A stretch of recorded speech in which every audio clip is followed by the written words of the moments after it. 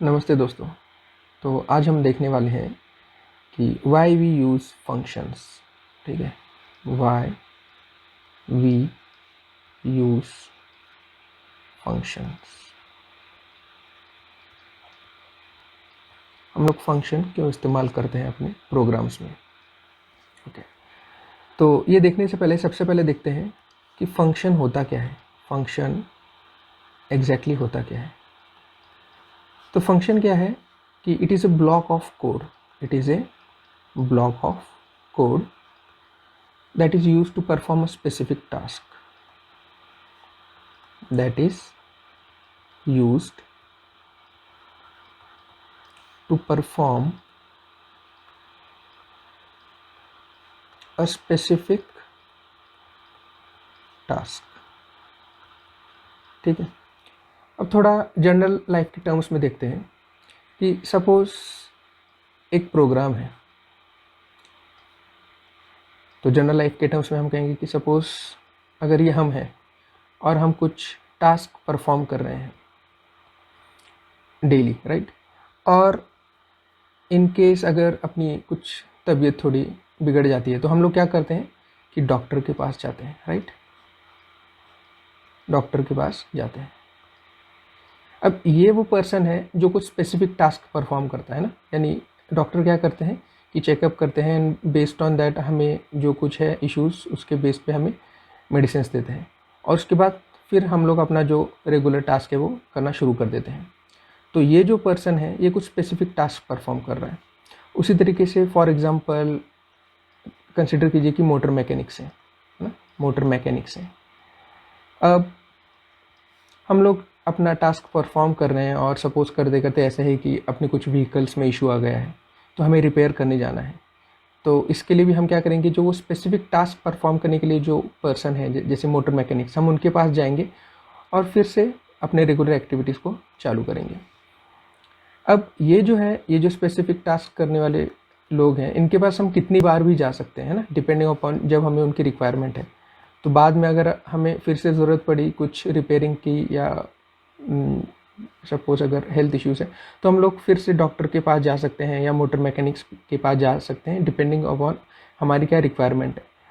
तो सेम इसी तरीके से जैसे यहाँ पर ये जो स्पेशल लोग हैं जो कुछ स्पेसिफिक टास्क परफॉर्म करते हैं, अपने प्रोग्राम में भी क्या है कि इस तरीके से हम लोग स्पेशल फंक्शंस जो है ब्लॉक ऑफ कोड लिख सकते हैं, जिससे क्या होगा कि जब भी हमें वो जो पर्टिकुलर टास्क है वो परफॉर्म करना है तो हम केवल उस फंक्शन को कॉल करेंगे।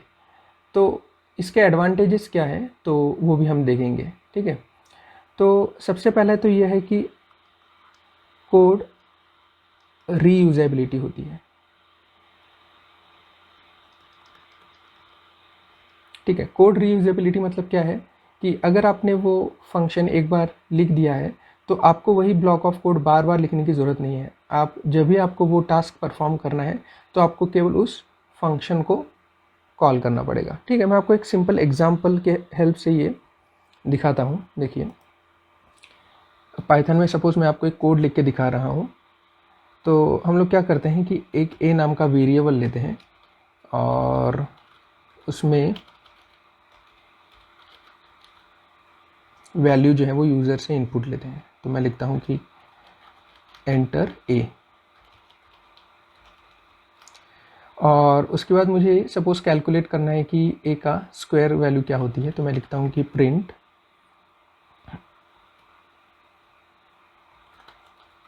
स्क्वायर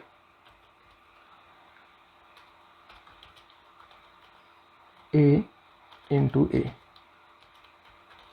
प्रिंट, फिर सपोज मुझे उसका क्यूब भी कैलकुलेट करना है।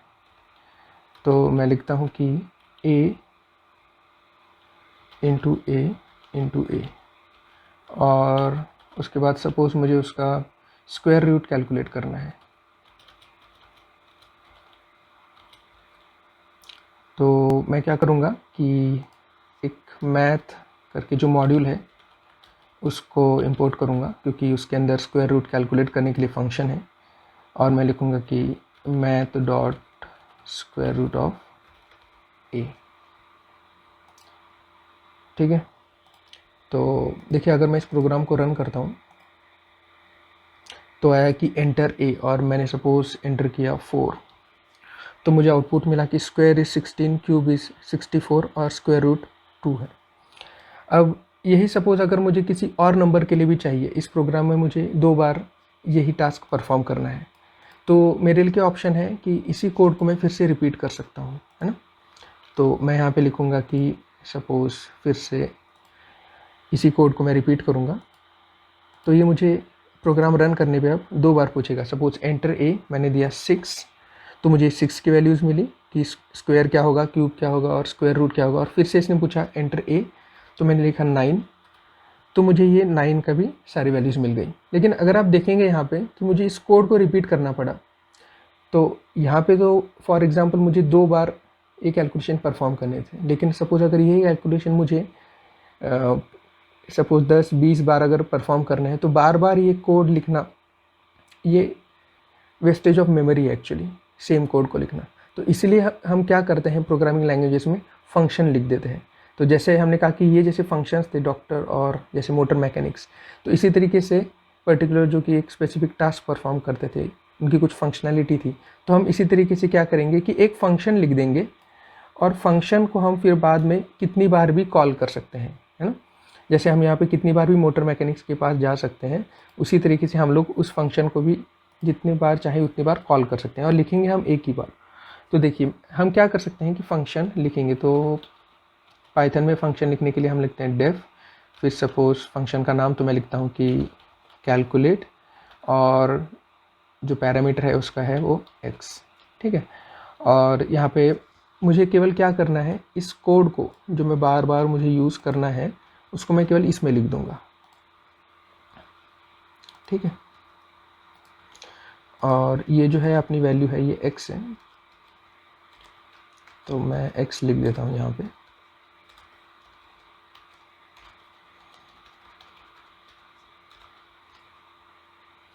और यहाँ से मुझे केवल उस फंक्शन को कॉल करना है,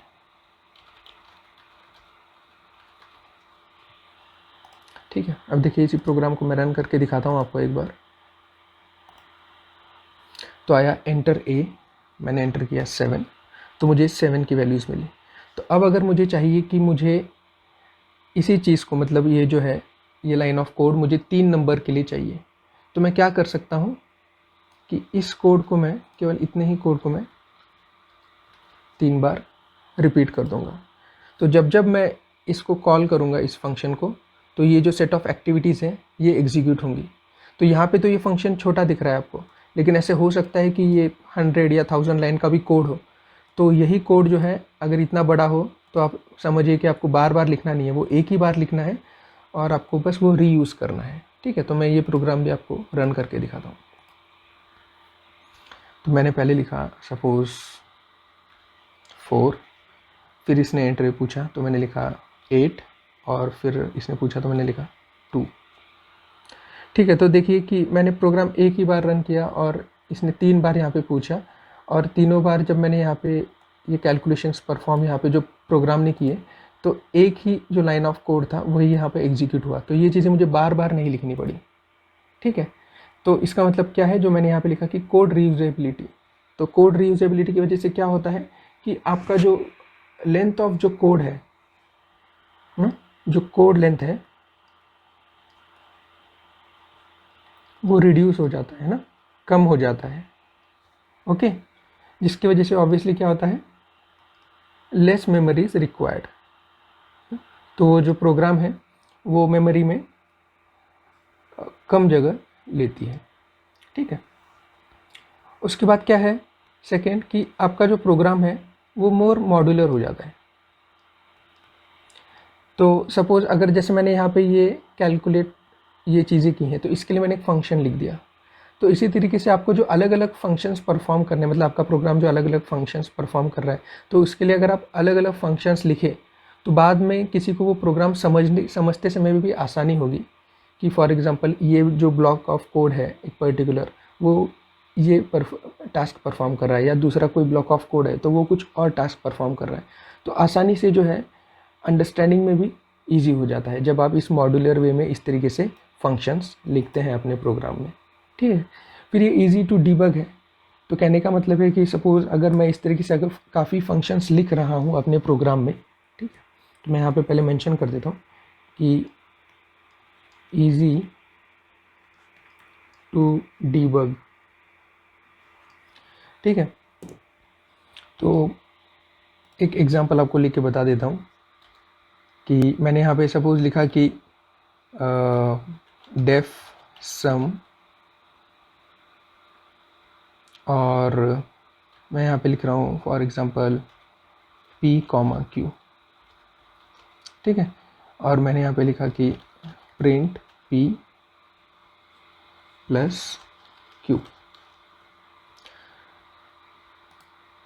अब ये मैं थोड़ा हटा देता हूँ यहाँ से, और मैं यहाँ पे लिखता हूँ कि सम फॉर एग्जांपल 6, 7, ठीक है। अब सपोज़ मैंने अगर इस प्रोग्राम को रन किया और मैंने a की वैल्यू सपोज़ एंटर की 8, तो मुझे ये रिजल्ट्स हैं। एक तो पहले ये फंक्शन कॉल हुआ कैलकुलेट, तो उसने ये सारे रिजल्ट्स दिए, और बाद में सम फंक्शन कॉल हुआ तो उसने मुझे एडिशन परफॉर्म करके दिया। अब सपोज़ अगर मैं यहाँ पे p प्लस q की जगह मैं लिख देता हूँ p माइनस q, तो ऑब्वियसली अगर मैं अब इस प्रोग्राम को रन करूँगा तो मुझे पता चलेगा कि यहाँ पे इसका रिज़ल्ट आया सम का -1, जबकि मुझे तो यहाँ पे एडिशन परफॉर्म करना था। तो कहने का मतलब है कि जब मैं यहाँ पे रिज़ल्ट देखूँगा तो मुझे समझ में आएगा कि जो इशू है वो डेफिनेटली जो है वो सम फंक्शन में होना चाहिए, ठीक है, क्योंकि मुझे पता है कि ये जो रिज़ल्ट है ये सम से रिलेटेड था और कैलकुलेशन में कुछ तो इश्यूज़ हैं। तो मुझे पूरा कोड देखने की ज़रूरत नहीं है। मैं क्या करूँगा, केवल उसी सेक्शन में जाऊँगा, यानी सम फंक्शन को ही केवल चेक करूँगा, क्योंकि वहाँ पे जो है मुझे रिज़ल्ट कुछ तो गलत दिख रहा है, और मैं केवल उसी को एनालिसिस करूँगा और फिर बाद में उसको ठीक कर दूँगा। तो मुझे पूरा का पूरा जो प्रोग्राम है वो मुझे देखने की ज़रूरत नहीं है कि इशू कहाँ पर हो सकता है या कहाँ पे आ रहा है, ठीक है। तो देखिए इस तरीके से। और फोर्थ पॉइंट है कि जब आप फंक्शंस लिखते हैं तो जो है वो इजी टू शेयर रहता है ना, हम लोग इजीली शेयर कर सकते हैं, इजी टू शेयर कोड। मतलब सपोज़ अगर मैंने क्या किया है, यहाँ पे कैलकुलेट फंक्शन लिखा है और मैंने यहाँ पे सम फंक्शन लिखा है, तो इस तरीके से जब हम फंक्शंस लिखते हैं और अगर हमें यही जो फंक्शंस है किसी और प्रोग्राम्स में यूज़ करने हैं इसी लॉजिक को, या सपोज़ आपको अगर ये जो लॉजिक है या फिर आप जो फंक्शंस लिख रहे हैं वो किसी के साथ शेयर करने हैं, तो आप बहुत इजीली केवल उन्हीं फंक्शंस को शेयर कर सकते हैं। आपको पूरा का पूरा कोड शेयर करने की ज़रूरत नहीं है, और जो यूज़ करने वाला है उसके लिए भी इजी है, क्योंकि उसे पता है कि उसे उसमें से कौन से फंक्शंस यूज़ करने हैं, तो वो केवल उतना पार्ट जो है वो यूज़ कर सकता है। तो इसीलिए जैसे देखिए मैंने यहाँ पे मैथ करके एक मॉड्यूल लिया है, तो इस मैथ मॉड्यूल में अलग अलग फंक्शंस हैं जो ऑलरेडी प्री डिफाइंड है, तो मैं ईज़िली उसे क्या कर सकता हूँ, अपने प्रोग्राम में जो है वो यूज़ कर सकता हूँ, ठीक है। तो होपफुली फ्रेंड्स आपको ये जो फंक्शन का कंसेप्ट है ये क्लियर हुआ होगा कि फंक्शन क्या होता है और एक्चुअली हम फंक्शन क्यों यूज़ करते हैं अपने प्रोग्राम्स में। Okay, thank you.